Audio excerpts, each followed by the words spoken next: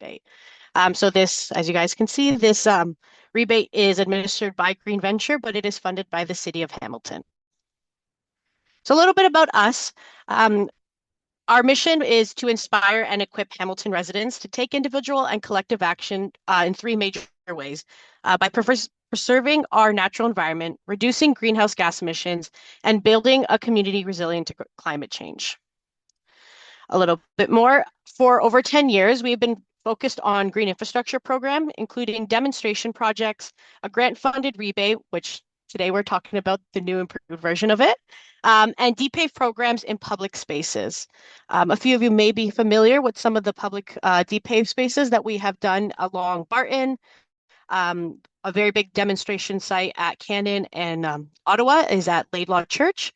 And yeah, so a little bit about the new Rain Ready Hamilton program.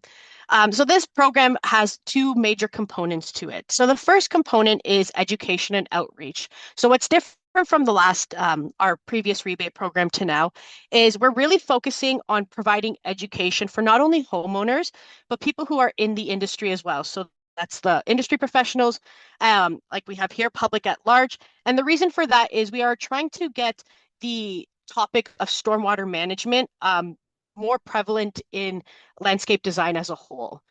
And then on the second side, on the right side there, is the Rain Ready rebate. And that is where we're providing reimbursements for installation of approved LID projects. So what does this Rain Ready program address? So the first thing that it addresses is historical management of stormwater. So in the past, the way that we would address stormwater is get it into the sewer and get it away from infrastructure as fast as we can. And some of you may know, but any city that was built before 1940s is on a combined sewer system. So what this means is your the rainwater and your sewage water, so the water that comes from your home, they go into the system and they combine and they get treated together. In the event of an extreme storm, in a storm event, we have installed these things called CSO tanks, which are combined sewer overflow tanks. So when there's an extreme storm event, these tanks will take in the excess water that can't be sent straight to the treatment plant. But the problem is when these overflow tanks hit their capacity, max capacity, they overflow and they actually spill into our waters, into our waterways. So what we're trying to do is address that at the lot level and stop those incidences of having overflow incidents happen during storm events. So low impact development is the focus of stormwater management. And some of you may be familiar with this term, but if you're not, low impact development is an approach to land development that mimics the natural movement of water in order to manage stormwater close to where it falls. So in my head, whenever I think of LID, low impact development, is managing rain where it falls. Low impact development implemented at the lot level includes small, simple design techniques and landscape features that filter, infiltrate, store, evaporate, and detain rainwater and runoffs. So a few examples of low impact development or low impact design is rain gardens, rainwater collection and storage systems. So that's like rain barrels, bioswales and dry swales, soakaway pits, infiltration trenches, enhanced grass swales, perforated pipe systems, permeable paving, and green roofs. A few photos of some examples that I just touched on. So if we are looking at the left here, this is a beautifully filled in mature rain garden. In the middle here, we have the entrance into a rain garden, and it looks like we have a dry well here. So this is usually installed when there is a lot of water entering a system and you may not have the size for it. What some people will do is they will install an underwater dry well so that excess water can go below and infiltrate that way. And then on the right here, we have a rainwater harvesting system. This one does use trash cans. I promise you that there are nicer versions out there than trash cans, but this is the option we're showing you guys today. And stuff like this can be implemented as well. A few more examples. So on the left here, we have a nice dry creek bed. In the middle, this would be an example of permeable paving. And this is a great example to show because permeable paving can be a bit expensive, but a really good innovative option, which you can see here, is they put the permeable pavers where it's going to be load bearing, where the vehicles would be, and then in between has all low growing ground cover. So that whole area is still a permeable surface. They've just chosen to only put the permeable pavers where the extra weight would be. And then on the right here, it doesn't look like it, but this is actually a very beautiful green roof. Green roofs are also eligible. One thing I will tell anyone, if that interests you, most buildings are not built to bear that much weight on their roof. So if you are looking at green roofs, please, please, please talk to an architect about this because you need to make sure that the structure you are putting these green roofs on can bear that weight. Okay, so what are the benefits to homeowners? So like I said, on-site stormwater management, which helps reduce local flooding, and yard beautification, biodiversity, reducing water consumption, helping our ecological processes. Yeah, it's helping the environment, but it's also managing stormwater. And what are the benefits of this program for the wider city of Hamilton? So the idea is that by managing water at a lot level, we're hoping that this will reduce localized flooding events. So I'm sure some of you have seen through really extreme events that if a storm, like a catch basin or storm drain gets covered, the streets can flood quite quickly. You can see a lot of water pooling. So by reducing the amount of water that we are putting into our waterways by managing it on site, we should, in theory, be reducing the chance that we are going to experience these flooding events. And like I just said, the second point, stormwater is managed on a lot by lot basis closer to where it falls. And by doing that, that also keeps our waters cleaner because when water runs off our property and onto the roads, into those catch basins, it's picking up all of those pollutants along the way. So if we can manage water at the lot level, get it back into the groundwater, we're basically using a natural treatment plan to get our waters cleaner.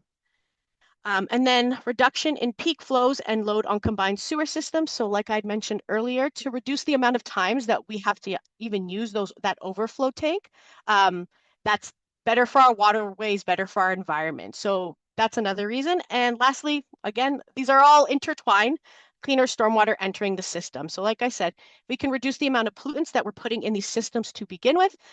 These waters are easier to treat. So who can apply? This project is the proposed project is available for anyone within the city of Hamilton. And this is not just downtown Hamilton. This includes, Flamborough, that's Farnborough, apologies, Binbrook, Glanbrook, Stony Creek, Dundas, Ancaster, anyone who is in, yes, the city of Hamilton. The second point is you can complete your project in 2025 with all your forms submitted by September 30th. You are a property owner of the residence, or you have written permission from the owner allowing you to carry out the project. So that means that if you are a renter, you are still eligible for this rebate. And lastly, you have attended at least one of Green Ventures Rain Ready educational sessions. So this is something that we have made a requirement. We have lots of webinars that we've had in the past and stuff like that. All of that can be sent out and watched at your leisure. You just have to message us for it and we can send those off to you. And as you see in the bottom, just by that asterisk there, prioritization for combined sewer and high impermeable surface areas. And what we mean by this is we are focusing and we're hoping that people who are in areas that have a lot of impermeable surfaces, we're hoping that these are the type of, we get some of these people applying and we help them reduce that impermeable area. One thing I would like to add to that point that I just mentioned about being a property owner of a residence, this rebate is specifically for residents that have 6 or fewer units in the building. So if you live in a duplex, a triplex, these are also eligible for this rebate. But something like an apartment building, condo, etc., is not. So how does this program work? This program is split up into 2 different tiers. So our first tier is up to $1,500. And this includes rain gardens, rain collection and storage systems. So like I said, rain barrels, all of that kind of stuff. Bioswales and dry swells, soakaway pits, infiltration trenches, enhanced grass swales, perforated pipe systems, and projects that are at least 1 meter by 3 meters. So that 1,500 tier is for, I don't want to say small designs, but I would say simpler designs. And then our second tier is up to $5,000, and that is for permeable pavement. So that includes your driveways, sidewalks, paths, or patios, permeable joint sand, green roofs and blue roofs. So blue roofs are water harvesting systems as opposed to green roof is vegetation. Um, Downspout realignment in combination with other LID features. So you can realign downspout realignment on its own, but it would not qualify for that upper tier. But if you combine that with maybe some water harvesting and a rain garden at the end, that is something that would be applicable. And just that to that point I just said, comprehensive LID plans involving multiple features. So this is a very long list. As Jess has said at the beginning, this is recorded and all of this information is online on our website. So I am here sharing it with you guys this evening, but don't feel like you need to write all this down. It is, you can find this easily on our website. So eligible materials, this includes native plants, natural mulch, stone, sand, and rocks, garden edging, soil and compost, grid systems, permeable surfaces, um, rain barrels, cisterns, downspout diverters, structural plant supports. So something like a trellis, if you're, say you were getting a native clematis, for example, that would be applicable. Green roof and blue roof materials, downspout splash pads, and downspout extenders. Some other eligible fees that are not materials are landscaping fees. So if you plan to work with a landscaper or a contractor, we do cover these fees with this rebate. Garden design, so same thing. If you're working with a landscape designer, we will cover the fee for them to create that design for you. Soil testing and other professional fees. So engineers, architects, landscape architects, permits and locates are also eligible. Excavation fees, stump removals up to 500, material disposals up to 100. So if you are digging up an area that was once, let's say, grass, you are able to, and you want to get that removed, we cover that up to $100. And downspout relocation and addition, downspout disconnection up to 500. Some non-eligible expenses, actually a lot shorter than are eligible, which is a good sign. It's always nice to see. So eligible materials, non-eligible, sorry.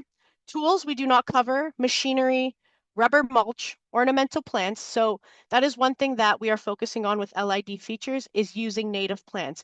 That doesn't mean you cannot use ornamental plants in your design. If you have a favorite rhododendron or something like that you want to put in, that's fine.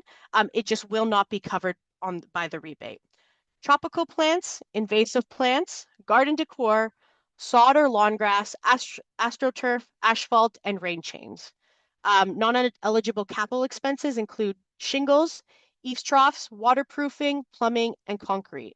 So when it comes to the downspouts, we like to say everything after the eaves. And other non-eligible fees, tree removal. So we do not help recover the cost for removing full trees. We like to keep them. We do not cover tree pruning, DIY landscaping fees, water features, fences, bird feeders, fertilizers, pots and containers, and seed trays. So anything that doesn't directly add to the LID feature or help with the efficacy of managing rainwater, we do not cover those expenses. So the steps for this program. So the first step is learn. So like I had said earlier, there is a requirement to watch one of our Rain Ready rebate webinars. So once you watch that, we have that checked off. You can apply online. The application opens next week on April 22nd, if anyone is interested on applying on that day. Once you apply, you send that off to us. Jess and I will review your application and we will either send you an approval, a denial, or ask for more information depending on where that goes. And then after that, there is a optional coaching check-in. So this step is for if someone is maybe doing this as a DIY project and they are feeling a little unsure and are looking for that extra set of eyes just to make sure everything looks good and they're ready to go. That's where we come in. You can book an appointment with us. We can either do this virtually or we can do this in person. Or if you're working with a contractor and you're feeling, you know what, I've got this, everything feels good, you can skip this step. Like I said, totally optional. Following that, installation. So once you've had all those approvals given to you, and I would like to reiterate, please only start your work once you've been approved because we only cover expenses after you've been approved with what we've approved for your project. So installations, you have until, like we said, up until September, everything needs to be submitted. So hopefully you work through that summer months to get your project done. And then towards the end of the summer, submit your expenses. Once those are submitted and everything looks good, we mail out the rain check. And that is in October. So that is basically the steps of the program. And here's just an overview of the timelines in case anyone was curious, all these points I was talking about, when they would line up throughout the year. So April 22nd, applications open. June 1st, applications close. Between April 28th and June 22nd, that is when we are offering in-person and virtual rebate coaching sessions. And like I said, as needed. June 23rd is the deadline for application notification. So what this means is that will be the last day that we will be sending out approvals. Work can commence as soon, but work can commence as soon as applicants receive their approval notification. So that does not mean you have to wait for that. So if you applied next week and we approved it the following week, you are more than welcome to start early, or it just depends on when you get that final approval. September 30th, that is when we need expenses and all of your reporting stuff submitted. And then October 31st, that is when all the rebate checks will be mailed. And that is more or less how this this rebate works. Like we have here, visit our website. Jess is going to go over it today, but everything I've mentioned today is on our website. You don't need to search for it.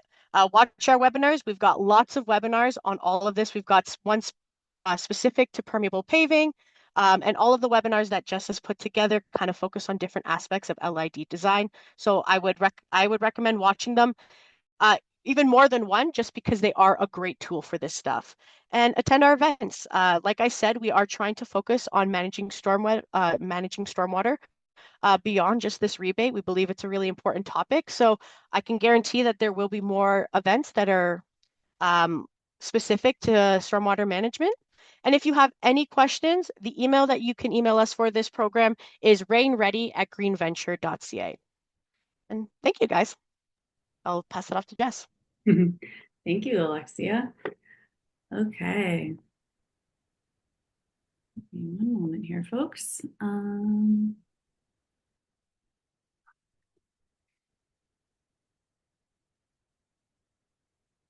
Okay. Everyone can see my screen okay? Yeah?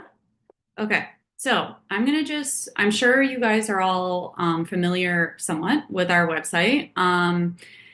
There's just a lot of hidden gems in here. So I just wanted to make sure everyone is aware of it, because this is going to be the main way we're going to be communicating, if we have new FAQs that we want to share, if we have new resources, they're all going to be going through the website, new events, like Alexia mentioned.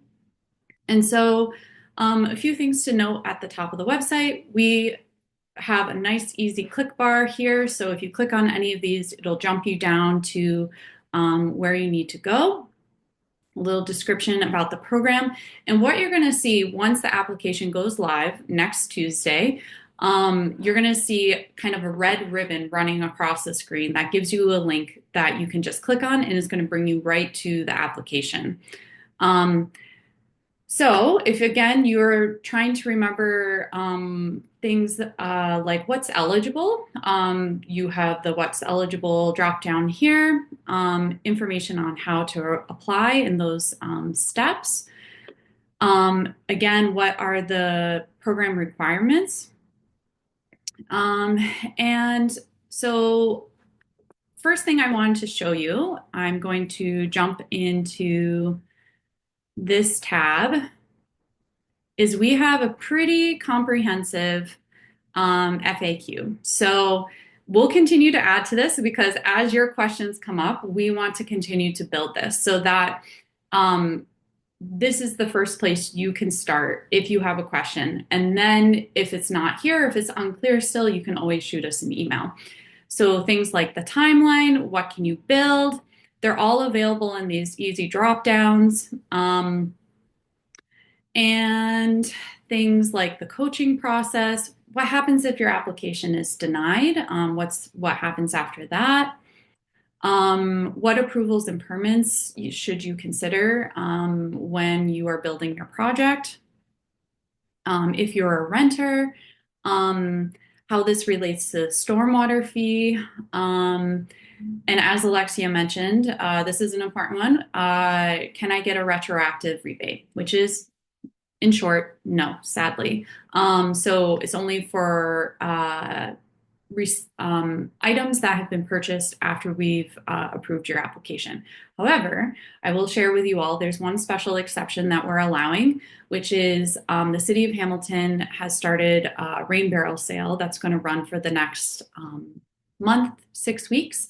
And so that is the one retroactive expense that we will cover.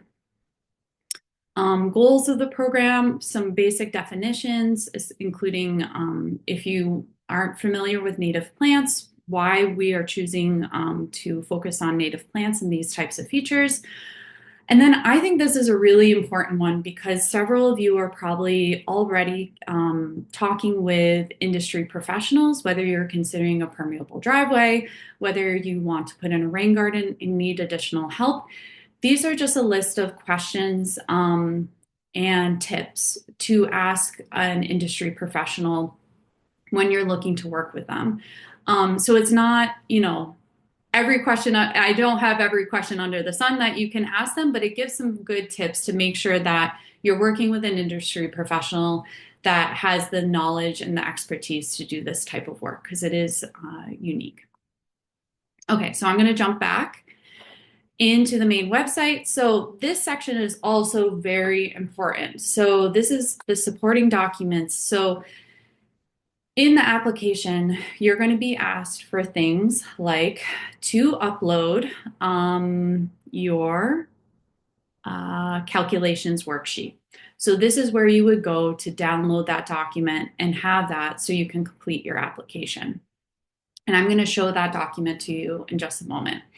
But it also has things like we encourage you to do some sort of drawing, whether that is a hand drawing or a digital drawing, something to show us what you're thinking of putting in. And so we have a little worksheet here that you can use as a template if you'd like. If you are a tenant, we have this document here, which is a sample letter of permission. So you can sort of take that as a template, fill it out to fit your situation, and then share that with your landlord.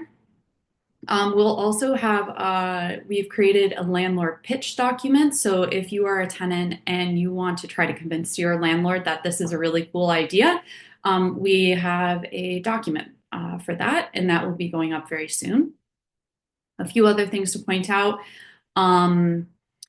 My maintenance calendar and the residential LID monitoring checklist. So these are two kind of documents that are like jumping off points. So in the application, we encourage you to come up with a maintenance and monitoring plan. And so you could use these as a basis for writing your own, and you could upload these as an example. Or you can just type in a response into the application. But I highly encourage utilizing these resources. And then also, if you're just getting started with your project and you kind of don't know where to start, this site conditions and analysis checklist is really good for starting to assess your yard and what are the conditions present there.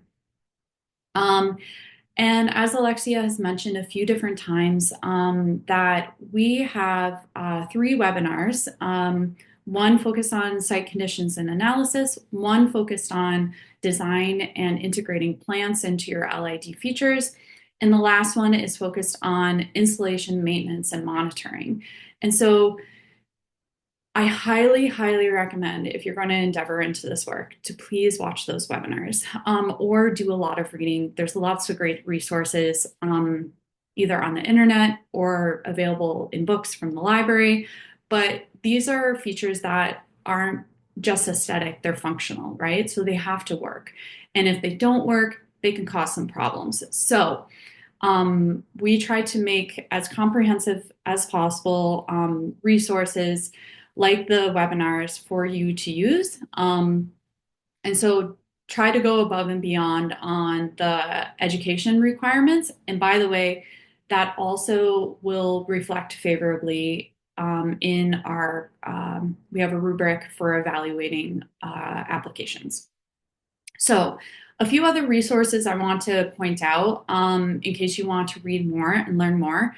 On the sidebar here is several blogs that Alexia and I have written that kind of dive more deeply into some of these subjects. And so things like Alexia did a really excellent job with two blogs that are focused on how do you pick out the right plants for your LID features if you're doing something like a rain garden or a bioswale.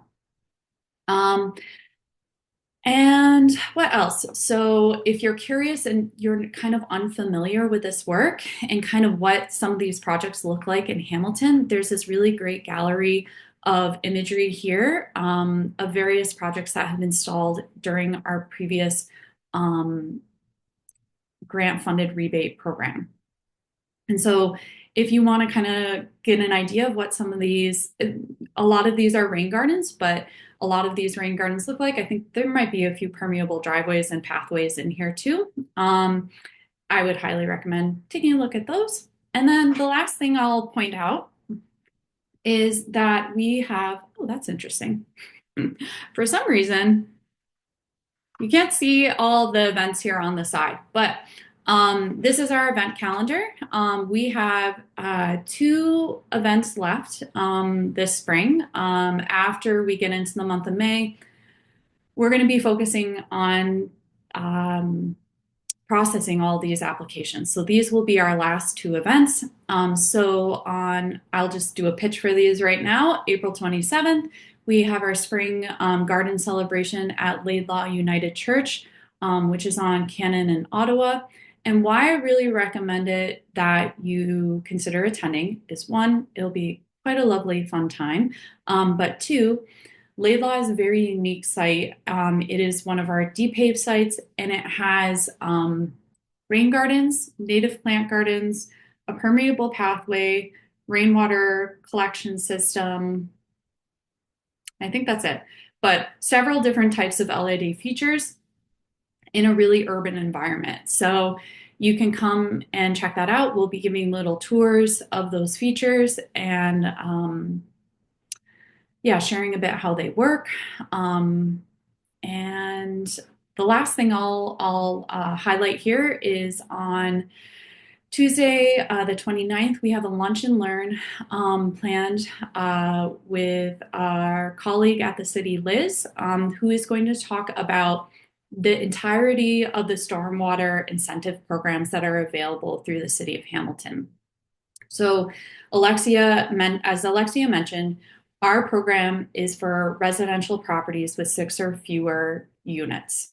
But there are incentive programs for institutional spaces, industrial spaces, commercial spaces, and multi-residential spaces. And also there will be information also about more rural properties, farm properties, and the green space credit that's available through that. So if you are someone that is also interested or has property or works for properties that are non-residential, you could attend that lunch and learn more about the kind of wider city program.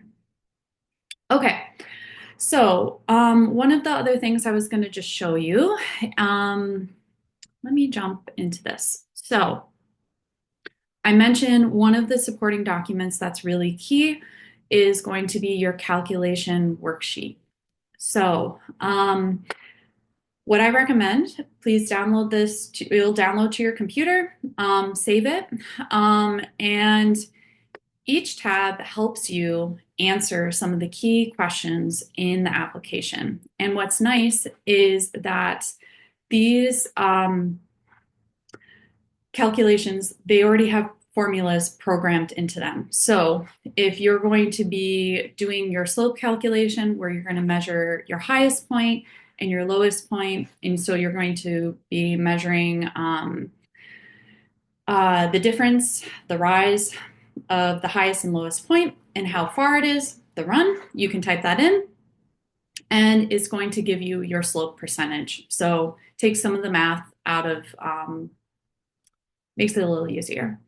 Um, we also have a tutorial on how to do some soil analysis, including two different methods. The easier method, which is the ribbon test, which everyone at bare minimum needs to do. But also, I highly recommend you also do an infiltration test. And so it walks you through those steps. And again, what's great is we have a programmed formula in here that will give you the information you need so that you can go into this table and figure out what type of soil you have. And then the next tab is calculating your catchment area. So again, if all of this is feeling like a little overwhelming, don't worry. Watch the webinars. We walk through this step by step. So this calculations worksheet is kind of the bare bones, and it has the formulas to get you there. But you need to watch the webinars or do some reading in order to kind of understand it a little bit more conceptually. So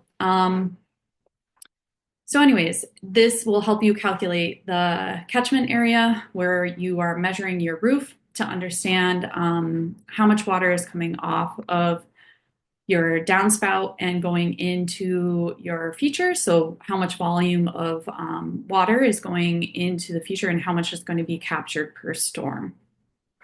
All of these things are automated and should give you the numbers you need. And inside the application, I'm going to point out all this is very clearly labeled, which of these tabs and which of these sections you need to be putting the numbers in.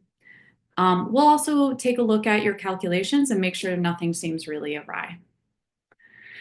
And then lastly, this will auto-generate, giving you an idea of what you want your project area size to be.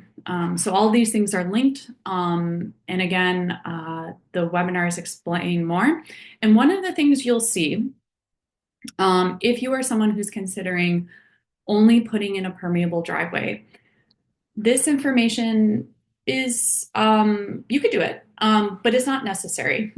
So there in the application, which I'll show you in a minute, there is an option to click a box that says, I'm only doing a permeable driveway.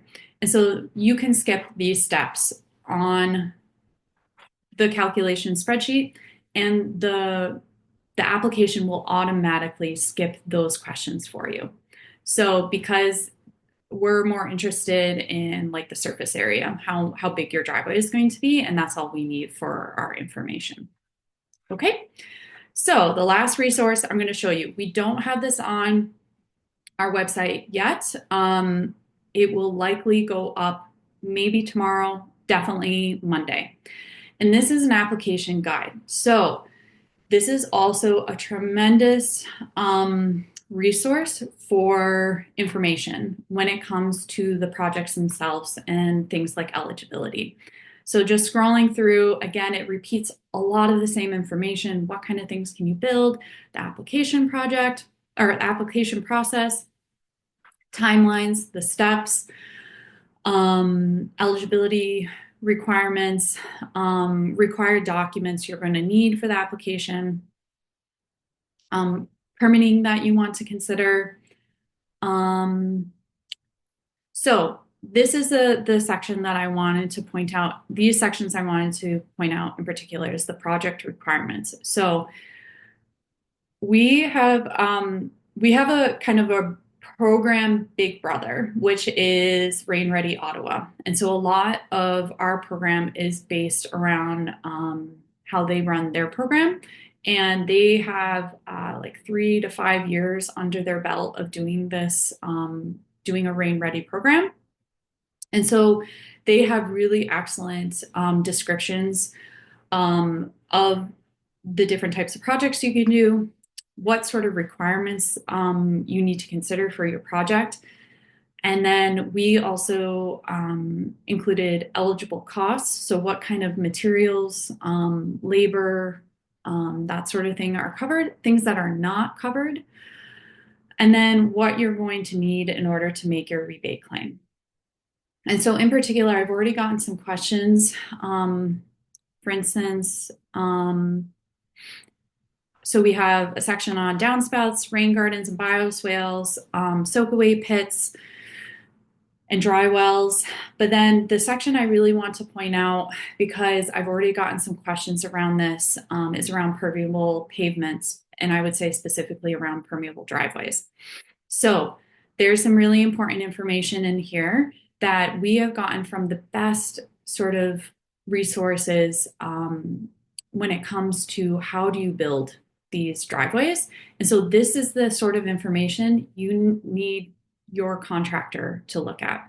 One of the things that in the past, we had allowed some DIY permeable driveways, but I think because these driveways, it's so important that they're done right. We are requiring that you work with an industry professional. And so this is the sort of information that we want you to share with your contractor, and make sure that they have all of these details. And there's going to be language in here. You're going to be like, I have no idea what this is. They'll know what it is because it's all the technical information about what type of stone they need to use, how deep it needs to be, that sort of thing. And comes right from one of our main resources is a program called STEPS, which is run by Toronto Regional Conservation and Authority, yeah, Credit Valley Conservation Authority, and there's one more. But their division that is focused on LID and has been writing some of the industry standards around this in Ontario for a long time. So this information is coming from them. And so this is the information we ask you please to pass on to the contractors that you're working for if you're doing a permeable driveway. Okay, I'm going to whiz through the rest of this so we can have lots of time for Q&A. So some other resources, some examples in the bottom here of the calculations, examples of how you could do your drawing from more complex to very simple. And then even if you wanted to do like photo representations too. Okay, so last thing I'm going to jump into is the application itself. So this is when you open it up, this is what it's going to look like. You're going to see a notice of collection, which is pretty standard. Because we are working with a municipal partner, this is something that we must include. What sort of documentation you need in order to do your application. And then it's going to run you through the program requirements. And so one of the things you're going to see, and I'm going to show you this right now, these 4 questions at the top are requirements. And so if you can't answer honestly, yes, if you answer no, you're not going to be able to proceed with the application, because these are things that are required in order to proceed. Okay, so we're back. So now we can see the rest of it. So we're asking all of our requirements. We're asking what educational sessions you attended. We're going to ask some basic information like your name, your address, your phone number, your email. All of this information will remain private, and it will not be used in any way except for this program. We're going to ask you things like what ward you live in, if you are a legal homeowner, if you are a tenant, this is where you would put your tenant letter. And then we get into what funding would you like to apply for? So you're going to enter in the number here. And then you're going to click what type of project you would like to build. So you'll notice here, there is the permeable driveway only selection. So if you are only wanting to put in a permeable driveway, click this one because it'll make your application a lot shorter. But if you're going to do permeable paving and other features, you got to go through the whole thing.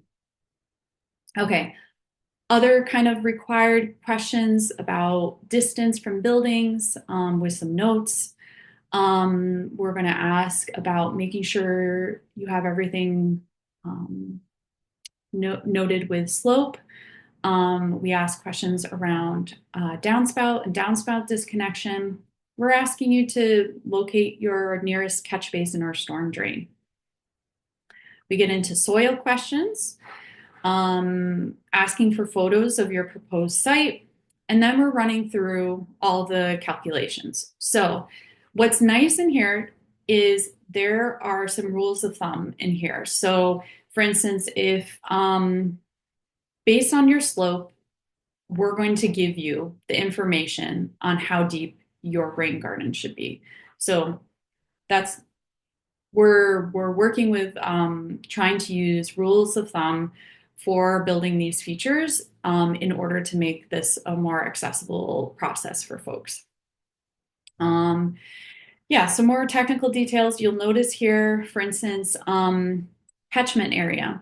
Please use tab C, water entering catchment area in the worksheet. So we're directing you right to that spreadsheet. So don't despair if you you're not sure. It's all in the application. Um, so yeah, this is asking all of the technical details, asking you to upload your worksheet, asking you about your maintenance plan, your monitoring plan. We are going to ask if you are getting other funding from other municipal run or conservation authority programs. Please do declare that just so we can talk to our municipal and conservation authority colleagues to make sure that we're not double allocating funds. And then you sign, date it, and you hit submit, and away it goes. So I'm going to stop sharing and just conclude that, yeah, as your application goes in, Alexia and I will review it, and we are going to be doing applications on a first come, first serve basis. Um, and basically, we will go until either the application period runs its course or funding runs out.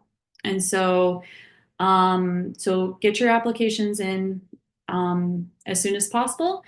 One thing that you might like, if something comes up, say you realize you wanted to include something additional to your application, we can resend your application back to you. Don't despair. We have a good tech platform behind us that will help it make all the things happen. So, and if your application is accepted, you're going to start getting emails with additional very simple short forms to proceed to each next step through job form. So with that, I'm going to open it up to Q&A because I want to make sure we have enough time. And so, Alexia, do you think you could share with me maybe some of the first Yeah, questions? absolutely. So there's a few that I kind of quickly responded to, but if you want to add to them, I will Mhm. also repeat them just so you can add, or in case people aren't able to see the chat, they know what we're talking about.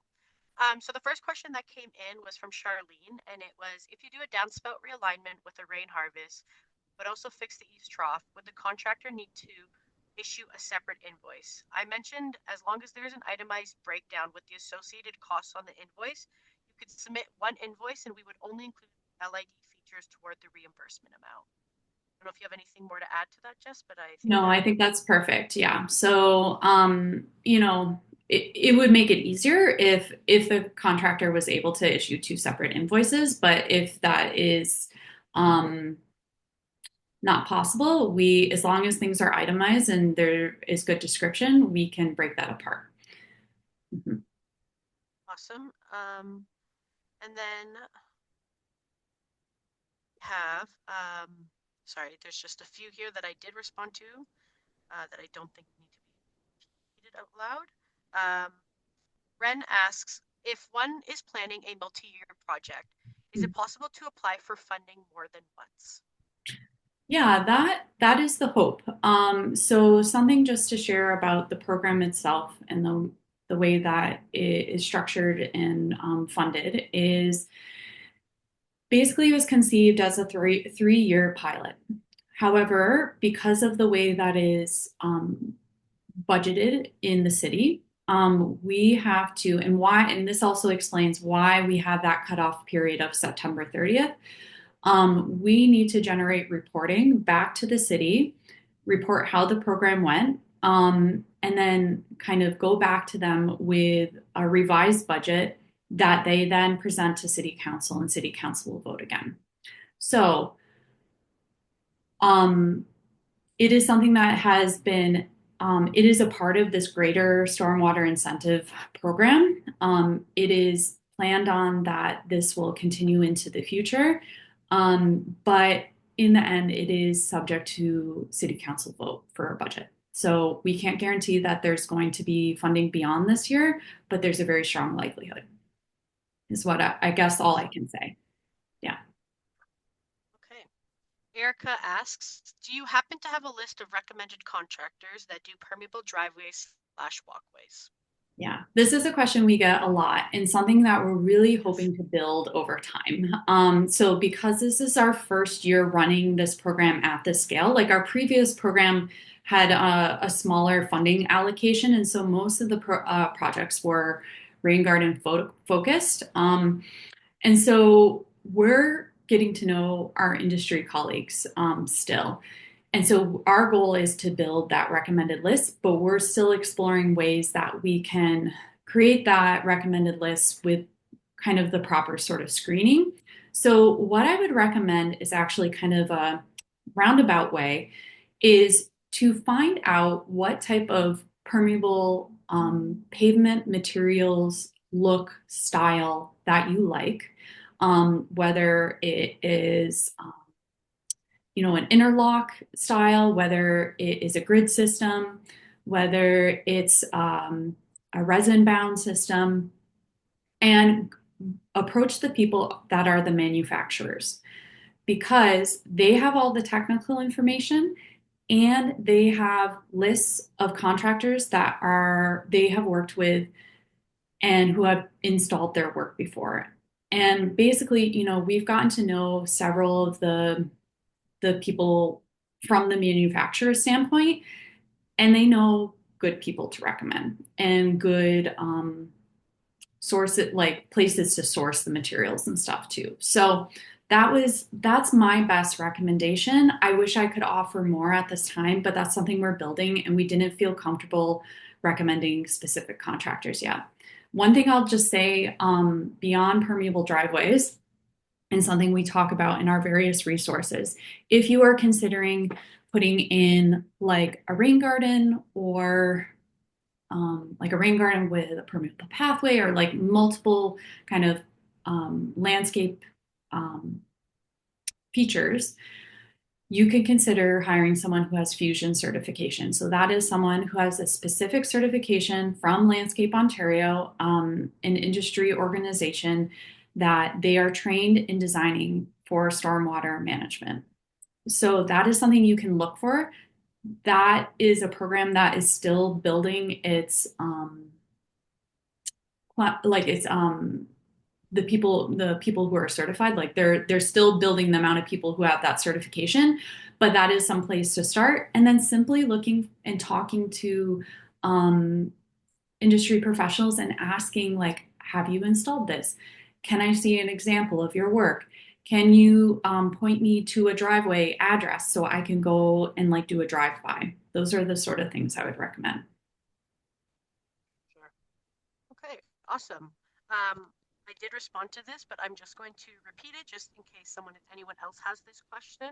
And it is, where do we find the webinars? If anyone is interested in watching the webinars or hasn't already attended one of our events, email us at rainready@greenventure.ca. We'll email you a list of available webinars. And with that, the reason why we don't have them just available online is because it's an educational requirement. We keep track of who's been asking requests and who attended.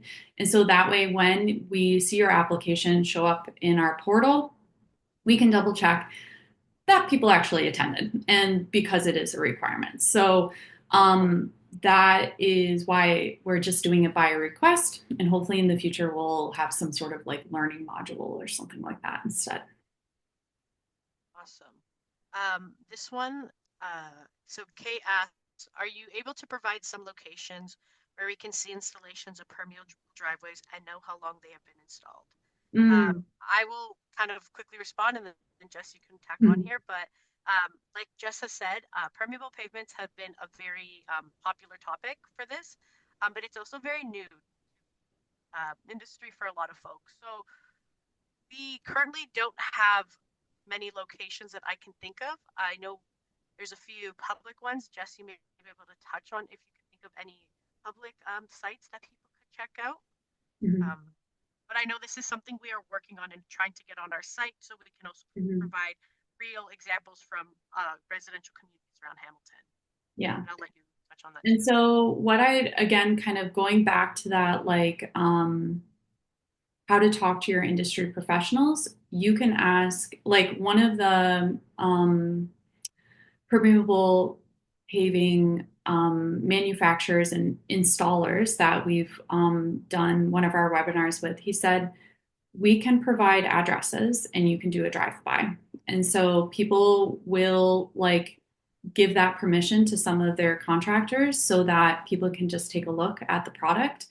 Um, and so I would recommend reaching out to manufacturers to see if there's any examples. Also, if you're working with like a landscape designer, they might be able to put like also point you in the direction of other properties. But I think that's the best I can offer for now. That's something that I'm hoping that we can actually do like a little permeable pavement like tour at some point, but um, not quite organized yet. Mm-hmm. Awesome. Okay. Yannick asks, are the tier lists exhaustive or are there other options? Um, yeah, we would be open to hearing like, and I think that I believe that the application even has like a other section where you can write some additional things. So they're not exhaustive. There's other options you can pitch. However, they have to address stormwater. That's the key thing. Like we won't accept like a pollinator garden as much as we would love that. The pollinator garden has to be like a rain garden. And so yeah, so you can write in a different idea because there's a lot of different types out there. Awesome. Okay. Anna asks, are vegetable gardens slash edible landscaping able to be part of LID?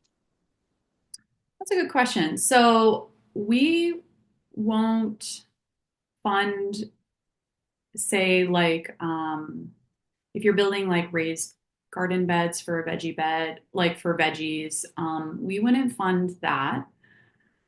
But you could, for instance, put in a rainwater harvesting system that could then water your veggie garden, and that could be included.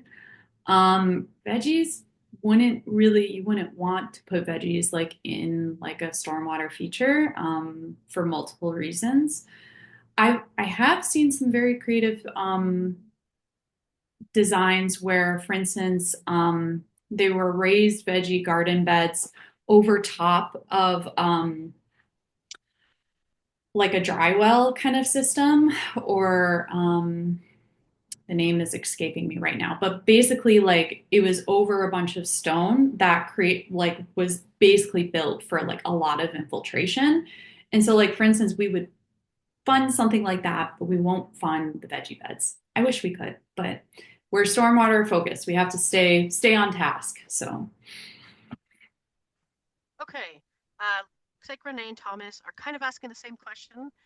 If people are looking to install multiple rain gardens, example, front and back, or mhm, if someone was looking to install two soakaway pits on their yard, mhm. would that be tier one or tier two? I'd say that could be tier two. Yeah. I agree. The tier one is more, it's the way that the tiers are devised is kind of like the tier one is like single kind of features. Like Um, and it's also based on relative cost usually for putting these things in, especially because in the past, like a lot of the people we've worked with have done like DIY. And then the 5,000 is, based on like more complexity, higher costs.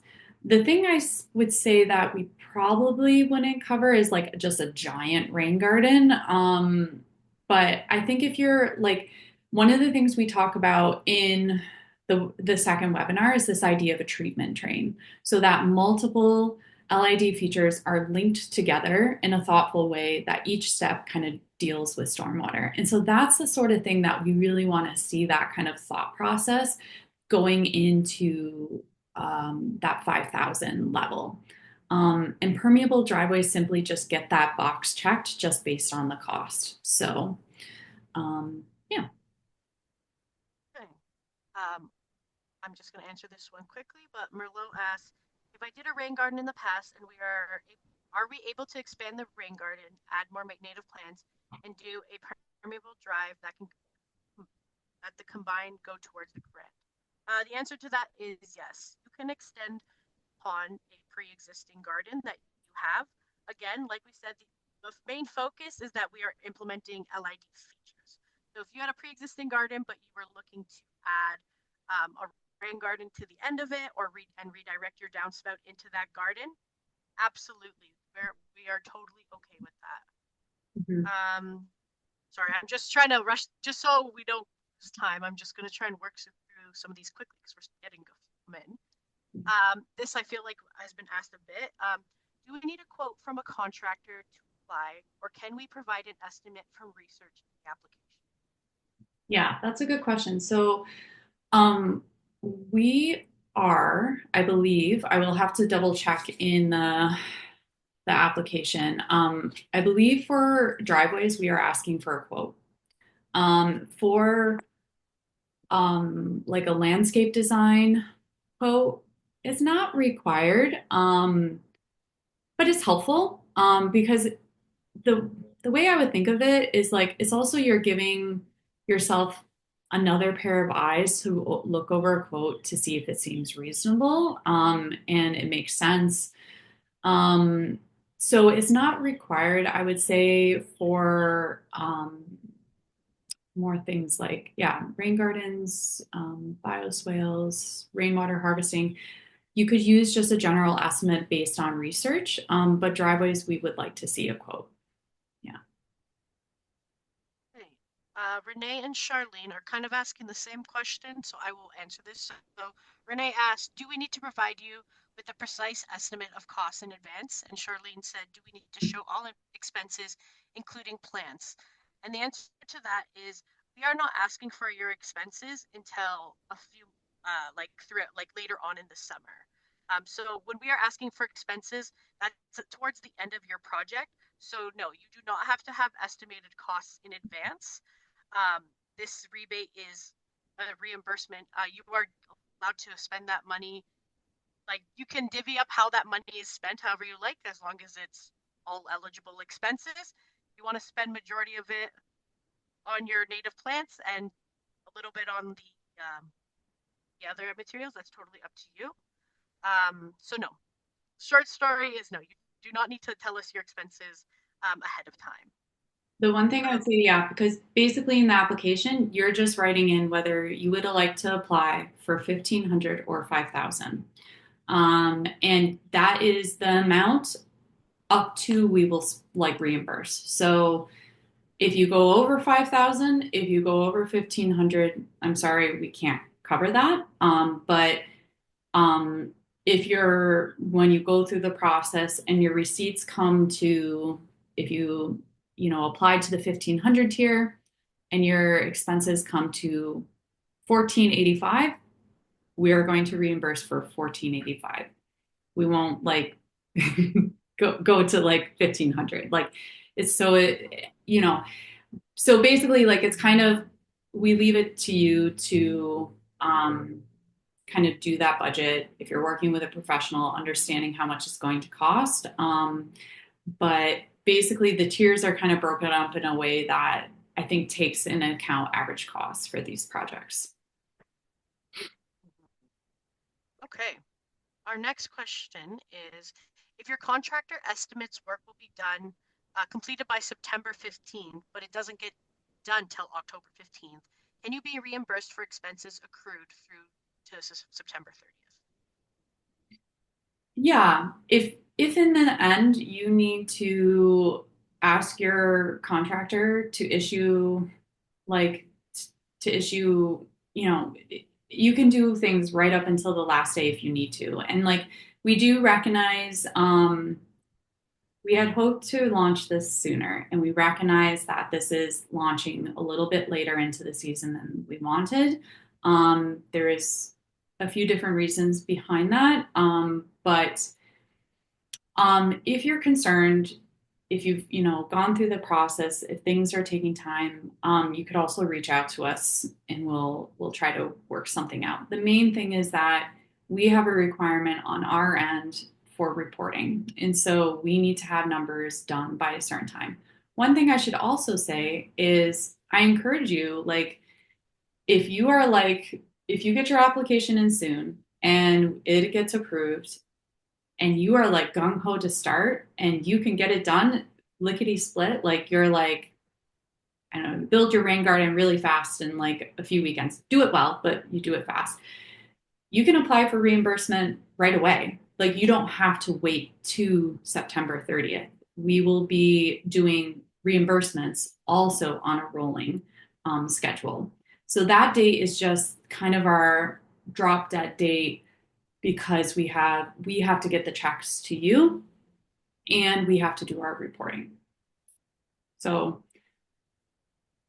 try to stick to those timelines, but we know things can get tricky and like communication is key. So yeah. Okay, awesome. Um, Someone asked if we are doing a permeable walkway, does it have to replace a non-permeable walkway or can it be new?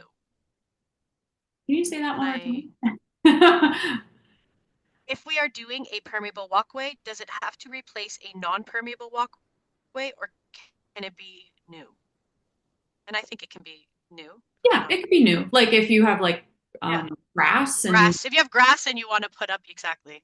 yeah, yeah, I would say so. Like, the thing that we hope for is that people are replacing impervious surfaces because that's like Hmm. one of the main reasons for this entire program is to reduce the amount of impervious surface in the city of Hamilton. But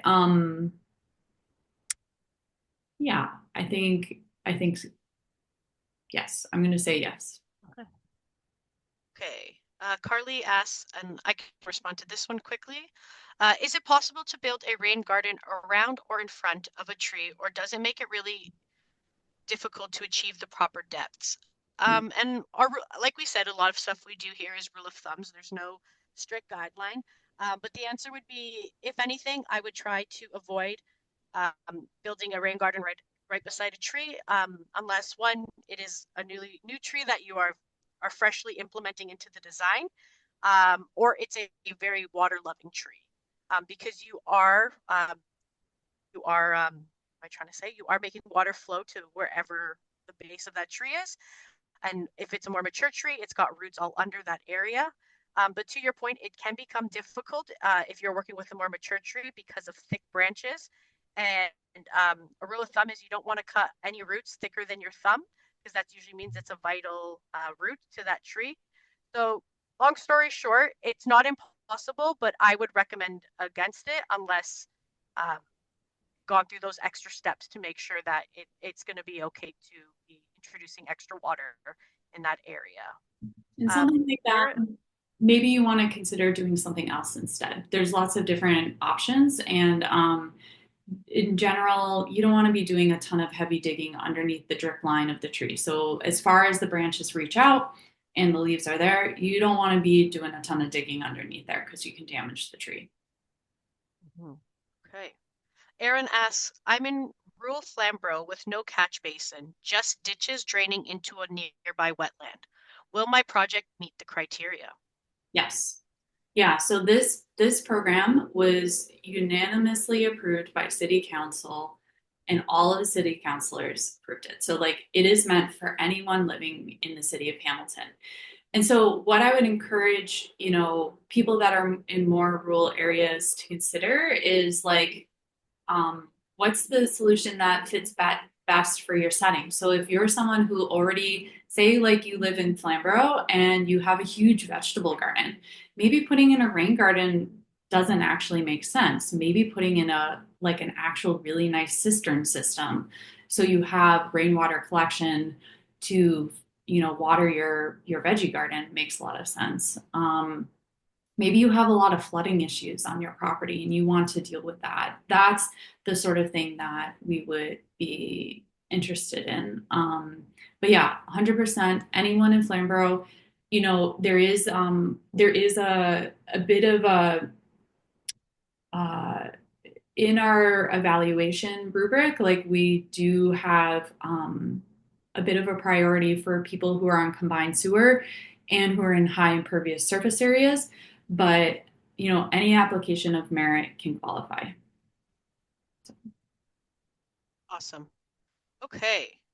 I believe we kind of touched on this, but Renee asked, is there any limit on funding for plants as part of a project? I could spend a lot on native plants. Like I said, there is no limit. All we're asking is that if you want to spend majority of your funding, your funds on native plants, just make sure that they are going into an LID feature.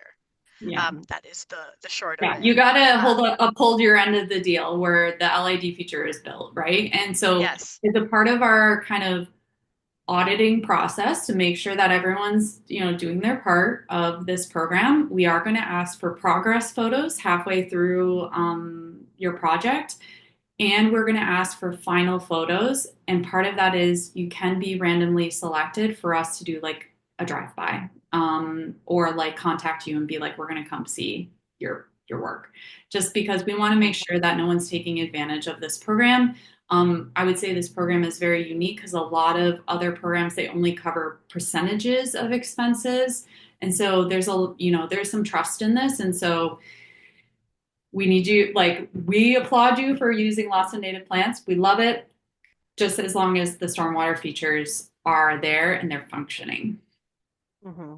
And that answer is applicable as well to Colleen and Trevor's question, which is, will there be a list of the limit that can be spent per item to complete the project? Example, to help choose if it's better to build or purchase arbors for redirecting your downspouts. And like we said, you are totally up to decide how you would like to allocate your money.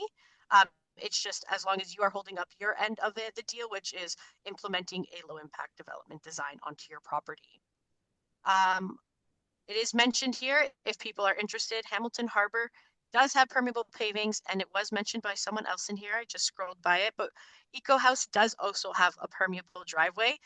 It is quite dated and has not been taken care of very well, so it's not a good example of what a well-maintained permeable driveway is, but there is one there as well. Um, let me see what else. I just want to make sure we hit everyone's questions. Okay. DJ says, is there a size of project that is too small? If the project was just a few rain barrels to collect and water a garden, is that enough? I don't know if you were here at the beginning, DJ. One thing we did mention, the minimum size that we are looking for a project is 1 by 3 meters. Um, Jess, you can probably touch this. I don't know if we are only covering if the rebate would be applicable just for rain barrels alone. I think that if you were doing like a good comprehensive rain barrel like system, like that's why we say rainwater collection systems and we don't just say like a singular rain barrel.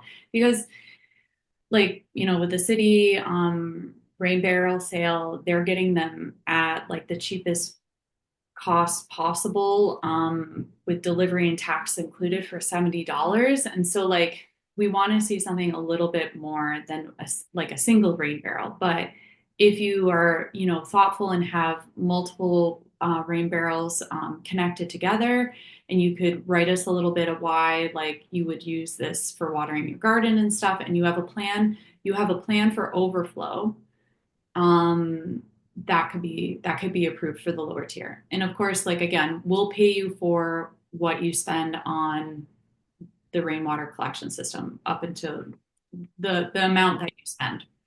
Yeah. Okay. Marin asks, is it is is it a simple approve slash deny of the application, or are there instances where you would approve a modified version of an application, as in without some of the proposed elements or approved with changes? Yeah, I would say so. So um we have the ability through the platform that we're using to circle back to you and say, you know what, this section we're a little confused on. Can you like write us some more, resubmit, or send us an email? And so we will endeavor to do that to the best of our ability. But I will say that the clearer your application, again, I like using like application of merit. Like we're looking we're looking to approve in a, as quickly as we can, really solid, well thought out applications. And so I would rather, people take a little bit of time to really craft what they're going to do and send that in, because that would be more likely to be approved versus if we have to go back and forth with you a lot, just because we don't have like, over 100 people signed up for this call. And this is like, we haven't even advertised this much. So there, I think, is actually going to be a fair amount of competition for this funding. And so the better your application is, the more easily we can approve it and get it on its way. So yes, but send us really like well thought out, organized materials, please. Mhm. Okay. Christine asked a question that's kind of specific to them, but I'm going to try and make it a little more vague so we like, sorry, more broad so we can answer this as a whole. So it looks like Christine and their neighbor share a driveway. So I would assume in an attached home where the driveways are attached, but they are both looking to replace the driveway as a whole. So it's one full slab, but two properties own each half of it. Do they only apply for one rebate, or would each homeowner be able to apply for a rebate to create one large permeable driveway? It's a good question. Yeah, Um, can you send us an email? I need to think about that one a little bit more. I might want to talk to some of our colleagues about that. So awesome. Okay. Christine said yes. Perfect. And then Merlot, we did touch base on this. They are saying they are very handy and love to DIY. Are they able to DIY a permeable driveway, or do we have to have a professional quote to do the job? We did touch base on this. We are looking for people to have a professional quote. Just Jess, I can let you kind of do your what you had said earlier there. Yeah. yeah, I think like with the driveways, the more we learn, the more we feel it's important to work with an industry professional. If you are, for instance, if you are a contractor or someone who owns like a contracting business, we are allowing people to use their business to complete their projects. We don't want to like deny people the right to do that. But I think because permeable driveways, like you have to do it right in order for them to really function, and have good longevity. And I'm not, doubting that you there's a lot of people that probably could DIY it. I think just we're following our big brother, Rain Ready Ottawa, and they require that it's done by a professional. Um, Garden spaces, we like more garden based LIDs. And even maybe like a very simple permeable pathway we could maybe do, but something that's going to be really load bearing, like a driveway, we're going to only take quotes. So, Mhm. yeah. And this is kind of tied into that question. Aaron says they're planning on building a DIY permeable patio. Does this require a contractor, or is this able to be done DIY? I think um, I think I feel a little more comfortable with that. Aaron, can you send me an email and we'll talk about that some more? I'm making some notes too, because as you can all see, like we're figuring these things out